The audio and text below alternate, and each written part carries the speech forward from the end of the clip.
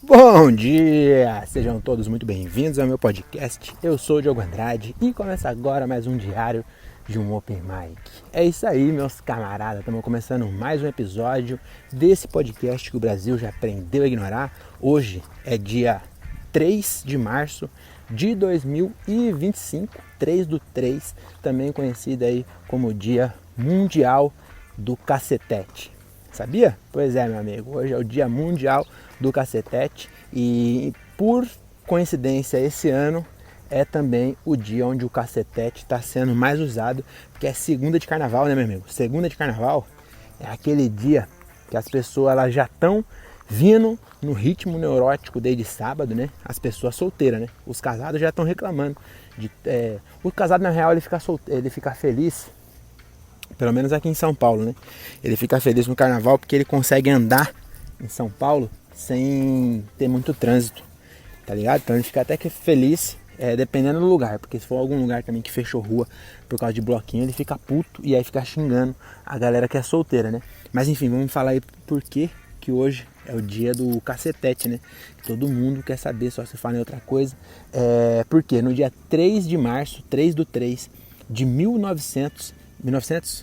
Não, que 1900, foi bem antes, foi acho que 1724, se eu não me engano, lá na França, durante a Revolução Francesa, o cacetete, ele, antigamente, né, ele era um facão, né, a polícia usava um facão, então dava muito trabalho, porque às vezes a pessoa estava fazendo alguma coisa muito leve, mas quando batia com o facão, acabava cortando a cabeça das pessoas, né. Você sabe que na Revolução Francesa muita gente perdeu a cabeça por causa disso. Às vezes a pessoa está pichando um muro, entendeu? Naquela época não tinha spray ainda, a pessoa pinchava o muro com tinta de urucum. Aí a polícia chegava, ia reprimir, dava-lhe uma facãozada no caboclo, o cara ficava sem cabeça por causa de uma pichação. E aí no dia 3/3, um cara chamado Marc Leclerc, né? Ele era francês. Aí o Marc Leclerc, ele falou assim, se a gente fizer um facão de borracha, mas uma borracha bem dura, que dói pra cacete, deixa a marca, a menos que seja na sola do pé, né? Dói muito, mas não mata, entendeu? Porque qual que era o problema? Quando dava no pescoço, cortava a cabeça, morria, já era ruim, o cara morrer por uma pichação. Mas às vezes pegava nas pernas, sabe? Pegava nos lugares assim e abria um taio e dava trabalho. E pouca gente sabe, isso aqui é uma informação confidencial. A esposa do Marc Leclerc era enfermeira, ela não aguentava mais dar ponto em pichador de urucum. Ela falou, Marc, pelo amor de Deus, dá um jeito nisso. Ele era bem inventivo, ele foi lá e inventou, ficou milionário vendendo cacetete, depois foi exportado da França para todo o planeta inteiro e até hoje na Índia não chegou ainda. Você já viu uns vídeos na Índia que os policiais usam vara? Eu acho maravilhoso. Um policial batendo nas pessoas com a vara, as pessoas passar de moto, eu não sei exatamente porquê, se é tipo um dia que ele faz a festa da varada, não sei qual é que é, mas a pessoa passa de moto e o polícia fica batendo nas pessoas com a vara, parece uma mãe batendo na criança dos anos 90 com a vara. É assim o polícia lá na Índia, porque não chegou lá ainda, né, essa tecnologia tão maravilhosa que é o cacetete. Desculpa por isso, vamos começar logo esse episódio aqui, é o episódio sobre o show número 499, se eu não me engano, ou 98, que aconteceu ontem, lá em São José dos Campos, lá na terra do sol nascente, não sei, nada a ver, mas enfim, no Hilários VP, lá no Vale do Paraíba, né, no São José dos Campos, tem um Hilários lá, né, acho que é o segundo Hilários, acho que o primeiro foi, não, o terceiro, acho que foi o primeiro é o do ABC, depois o São Paulo, depois o VP, e olha que doideira, eu fiz show quarta-feira, eu fiz no Hilários SP.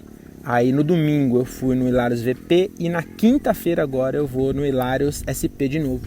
E com a Renata Said dessa vez.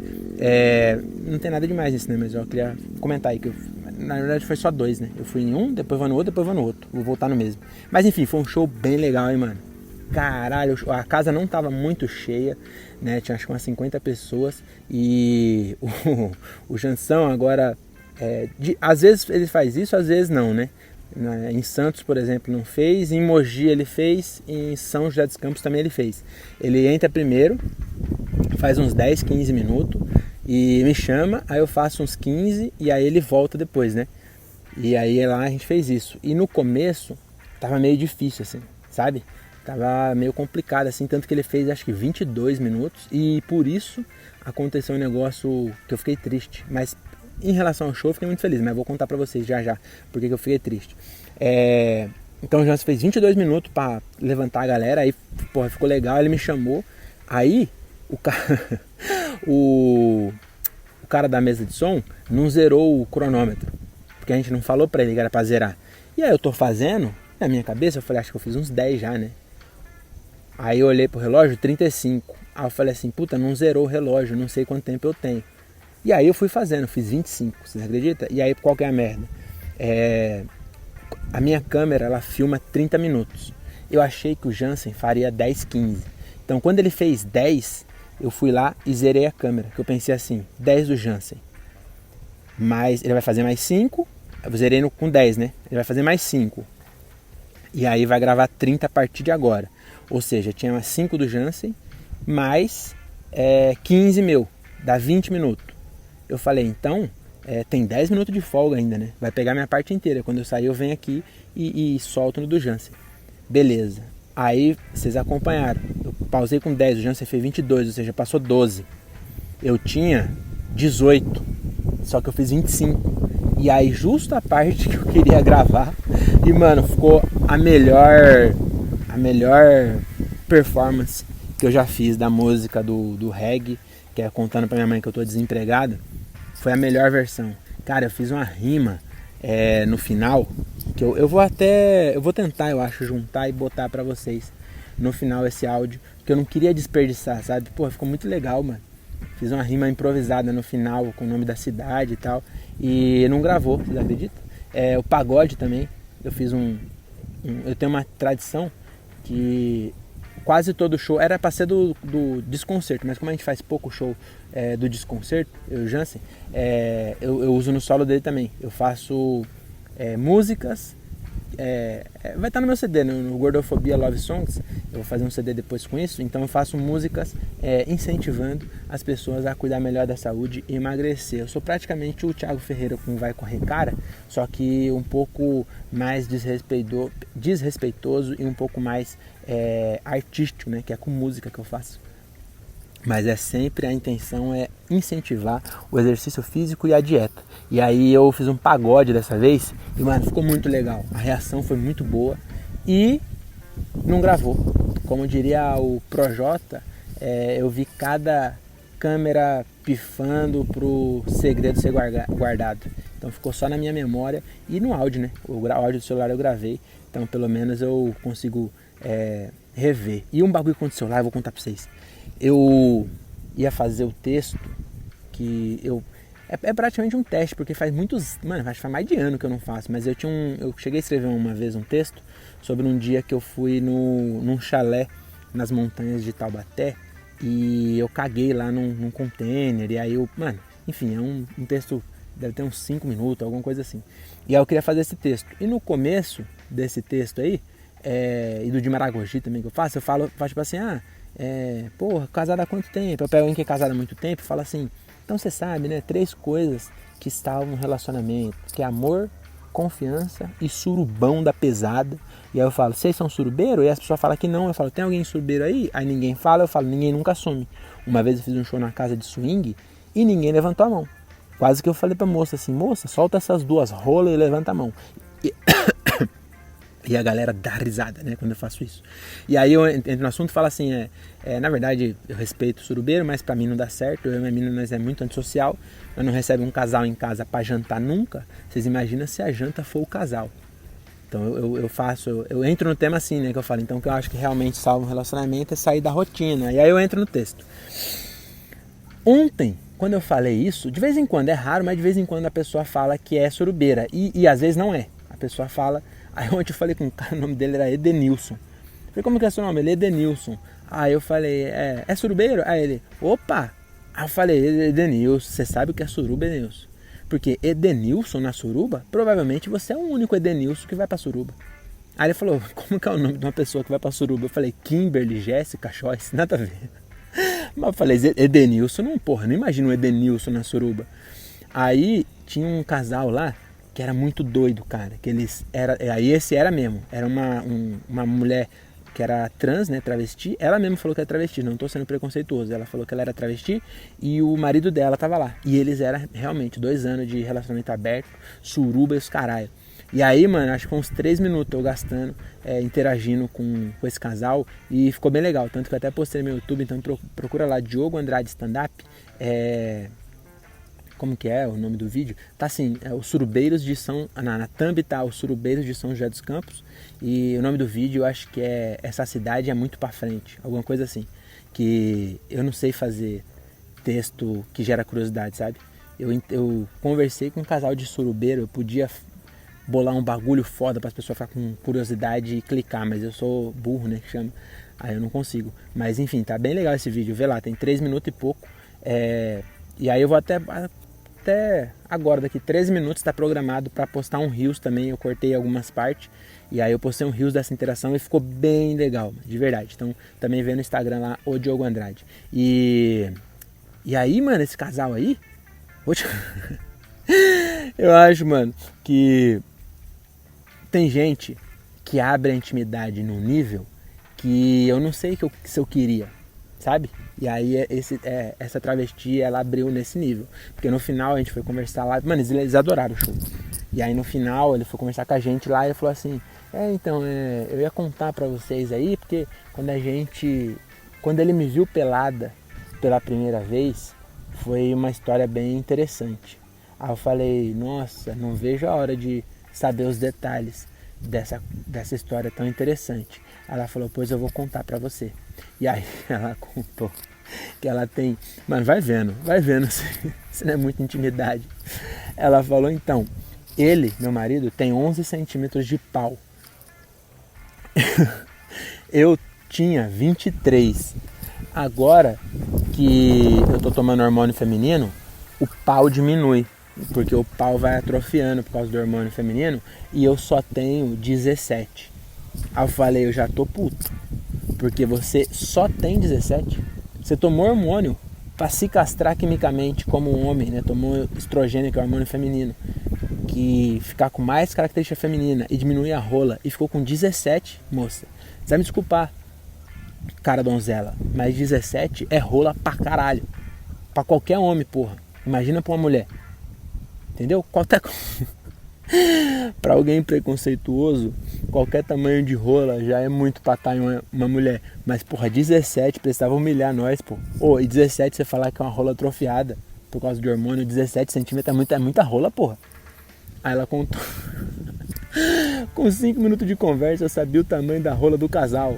Porra, um casal que os dois têm rola já não é uma coisa muito ortodoxa. Agora um casal que a mina tem 17 centímetros de rola e o cara tem 11. Porra, bicho, eu não precisava saber disso.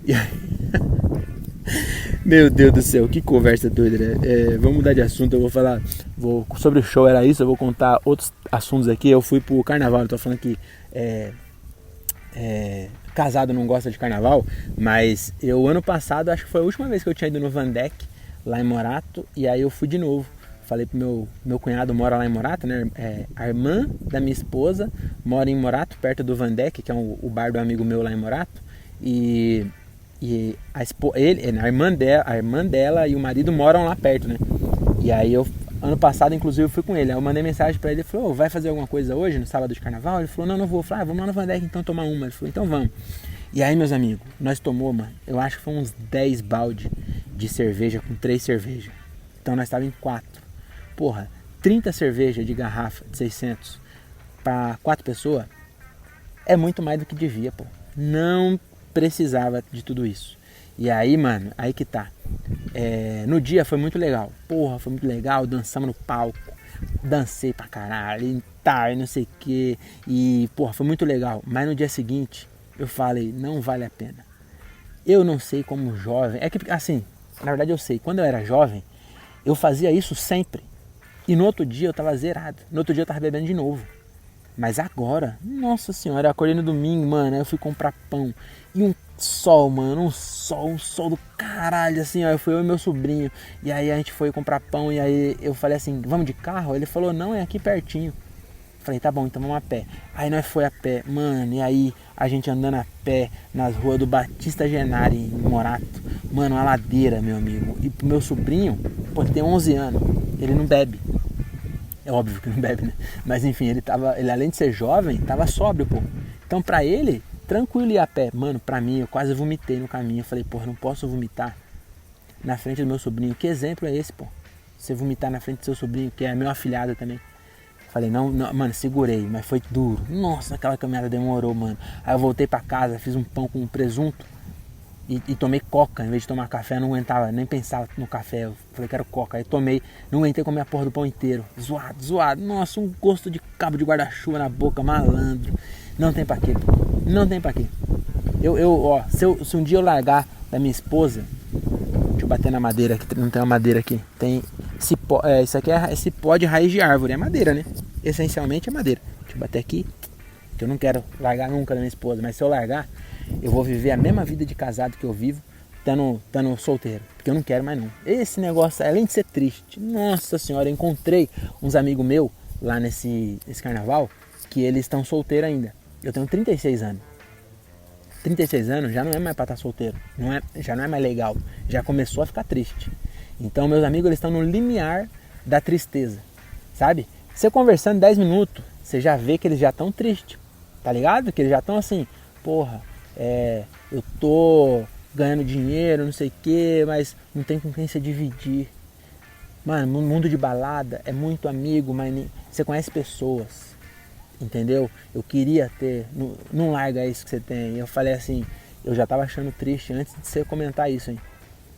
Entendeu? Porque mano, show de stand-up, vários caras falam isso. Ah, eu sou casado. O Jansen mesmo fala isso. Fala, sou casado há 28 anos, eu fico feliz em estar em qualquer lugar que não seja minha casa. Mas no fundo, nós é muito mais feliz, você sabia? Ó, tem alguém solteiro ouvindo aí? Se você tiver menos de 30 e falar que é feliz solteiro, eu acredito em você. Se tiver mais de 30, até 35, já acredito mais ou menos. 35 e 7 meses, eu já acho que você está sendo hipócrita. Entendeu? Porque do nada, né, maluco? Virou um coach de relacionamento.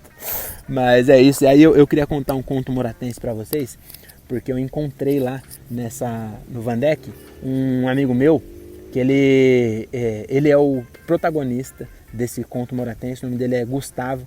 E um dia a gente foi para Reibon, que é uma baladinha que tem lá em Caeiras, que é perto de Morato, e ele era amigo do cara do bar e não tinha um controle muito bom das bebidas nesse bar. Então, mano, nós dava lá, na época, você ia no caixa e você comprava ficha, né? Você comprava umas fichinhas de R$1. Sei lá, passava o cartão, quero R$50 de ficha, aí o cara te dava 50 fichinhas de R$1. Isso é 2007, 2006, 2007 eu acho, por aí. Eu comecei a namorar com a minha esposa em 2009, isso foi 2007, entre 2006 e 2008, mais ou menos. Aí, meus amigos, o que a gente fazia? Ia lá e comprava, tipo assim, 30 fichas, e aí entregava para esse cara do bar uma ficha, e ele te entregava uma vodka energético. Porque ele era amigo, você dava como se estivesse dando muito, tá ligado? Pra câmera pegar, você dava meio escondido assim, ele pegava uma ficha da sua mão e te dava uma vodka energético. Mano, a gente bebeu nesse dia. Nossa, me bebeu. E o Gustavo era o cara que tinha um esquema. Ele bebeu muito mais, ele bebia de graça, porque nós ainda dava R$1. Ele não comprou nada, mas ele tinha muito mais, que era o contato, né? Então a gente dava as fichas pra ele, ele ia lá e voltava com um combo de vodka e energético. Aí, mano, a gente tomou. Bebeu muito, ficou muito louco. Aí o Gustavo, olha só, que gênio. Ele chegou na casa dele, morava com a mãe dele e tal. E aí ele chegou nesse dia na casa dele, e ele era gordo, e não tô falando que tenha relação, tá bom? Eu nem sei porque eu falei que ele era gordo, mas eu queria só que vocês conhecessem, fizessem uma imagem mental do Gustavo. O Gustavo é negro, deve ter mais ou menos 1,70 m e é bem gordinho. Bem gordinho mesmo, ele é aqueles gordinhos fofinhos assim, ele tem cara de legal, sabe esses gordinhos que tem cara de legal? Esse é o Gustavo. Aí ele chegou e ele...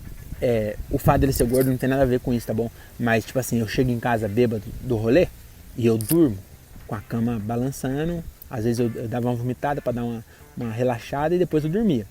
O Gustavo, ele achou que seria interessante fazer um hot dog antes de dormir. E aí ele chegou, muito louco, botou 2 salsichas no fogo, botou água, sentou no sofá e dormiu como se fosse a Bela Adormecida. E, meus amigos, eu não sei como é a casa de vocês, mas casa as casas, não é falar casa de pobre, mas não é de pobre, mas as casas antigamente, dos anos dos nossos pais, tinha uma cortina na beira do fogão. Eis que ele dormiu demais, a água inteira da salsicha evaporou e ficou só a salsicha sem água, no fogo alto. E aí chegou um certo ponto, que eu não sei exatamente explicar fisicamente o que acontece com a salsicha, mas a salsicha entrou em combustão e fez uma chama, uma labareda que pegou na cortina. E vocês acreditam que o Gustavo quase botou fogo na casa dele por causa de um hot dog? E aí depois no outro dia ele contando pra nós triste, porque e vocês acham o quê? Que ele sentiu o cheiro de poliéster em chamas na casa dele e falou assim: opa, fiz merda. Não, a mãe dele acordou, a mãe ou o pai, não lembro agora, ou foi o irmão, não sei, mas alguém sentiu o cheiro e desceu correndo, e Gustavo dormindo como se não houvesse amanhã. Gustavo num sono profundo, gostoso, no sofá, e a casa em chamas, meu amigo. Aí tacaram água e conseguiram apagar, só perdeu, graças a Deus, a cortina e deu uma chamuscada no teto. E ele ficou sem hot dog, né? Ele contando triste, o que ele tava mais triste, não é que ele botou fogo na casa, é que ele foi dormir com fome. Vocês acreditam? Então esse é o Conto Moratense de hoje. Deixa eu encerrar, né? Vamos encerrar? Então é isso, hoje é segunda-feira de carnaval, próximo show, quinta-feira, abertura da Renata Said lá no Hilários, e acompanha aí, né? Acompanha aí. Eu queria convidar vocês também para se inscrever no outro projeto que é o Curioseadas, tá saindo lá shorts todo dia. Eu pensei em fazer um canal de cortes, mas eu acho que eu vou postar o episódio uma vez por semana e um short por dia. Em vez de fazer cortes, eu vou fazer shorts. Eu só achei engraçada essa frase. Em vez de cortes, eu vou fazer shorts. Mas é isso, né? Nada de armas, usa camisinha e volta no próximo. E eu vou tentar, de alguma forma, juntar os dois áudios e deixar pra vocês aí a música do... Qual que eu falei? Que era o pagode ou o reggae que eu vou deixar? Acho que eu vou deixar o reggae. Vou deixar o reggaezinho aí, contando para minha mãe que agora eu sou um artista. Então fiquem aí com esse reggae maravilhoso, tá bom? Nada de armas, use camisinha e volte no próximo. Valeu! Aliás, use camisinha, mas se você tá no carnaval, aí você tem que usar mesmo, viu? Porque a galera que vai pro carnaval não pode se multiplicar, não queremos mais de vocês. Nada a ver, né? E antes de ir embora, mano, eu queria dizer que eu tô bem feliz de estar aqui, porra, em São José, pra viajar o Brasil, quer dizer, só São Paulo, na real. Mas eu tô viajando bastante com o Jansão, fazendo bastante show, e eu tô bem feliz porque eu acabei de largar um trampo de 12 anos pra viver da minha arte. E vocês, mesmo sem saber, estão fazendo parte do meu sonho. Então, muito obrigado a todos vocês. É muito legal que eu fiz E aí, eu precisava contar pra minha mãe que eu tô desempregado, né? Aí eu falei, como é que eu vou falar pra ela? Fiz uma música. E aí ficou mais ou menos assim.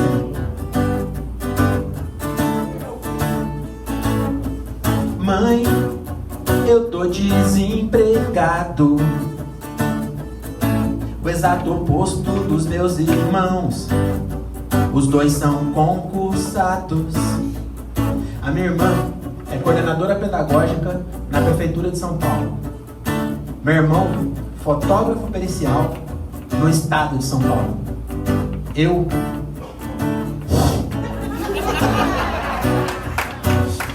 sou o cantor com mais música sobre cocô do Brasil.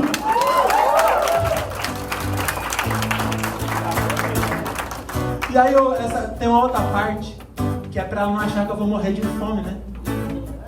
Mãe, não é assim tão ruim. Eu tô fazendo grana, jogando no Tigrinho. Eu mandei pra ela essa música, ela mandou um áudio pra mim. Meu Deus, você tá metido com aposta.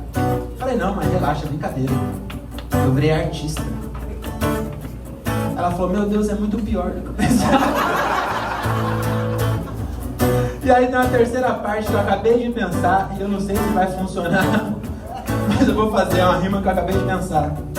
Que é pra ela essa mesmo, manda pra ela.